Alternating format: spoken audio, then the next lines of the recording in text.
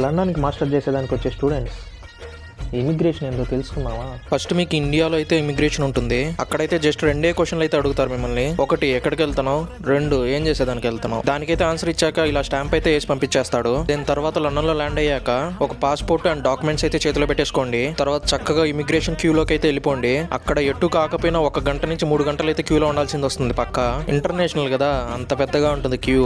Then immigration officer దగ్గరికి వెళ్ళిపోతానే వాడి చేతిలో అయితే మీ పాస్పోర్ట్ పెట్టేసేయండి. దెన్ వాడైతే 3 క్వశ్చన్లు అడుగుతాడు.